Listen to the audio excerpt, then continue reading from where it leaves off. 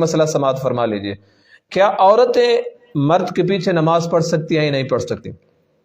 ایک تو مسجد کا حکم ہے اور ایک گھر کا حکم ہے، دونوں کو الگ الگ کر کے بتاتا ہوں۔ مسجد کے اندر اگر عورتیں ان کے لیے پردے کا نظام ہے تو ٹھیک ہے، وہ مسجد میں نماز جمعہ کے لیے، عید کی نماز کے لیے، اور بعض شہروں میں جیسے بڑے شہروں میں کراچی، لاہور، اسلام آباد، ان شہروں میں باقاعدہ ان کے لیے پردے کا انتظام ہوتا ہے، اور تراویح کی نماز پڑھنے کے لیے بھی آتے ہیں، تو پردے کا اگر مکمل انتظام ہو، کسی قسم کے فتنے کا خطرہ نہ ہو تو وہ نماز پڑھ سکتی ہیں۔ گھر میں گھر کی وہ عورتیں جو محرم عورتیں ہیں وہ بھی اپنے مرد کے پیچھے پڑھ سکتے ہیں۔ مثلا کبھی کبھی انسان جماعت کی نماز سے رہ جاتا ہے تو وہ اپنے گھر میں جماعت کرا لیں، جماعت کے ثواب ہو جائے گا۔ اپنی بیوی ہو گئی، بہن ہو گئی، بیٹیاں ہو گئیں، یہ سارے جن کے ساتھ نکاح حرام ہے،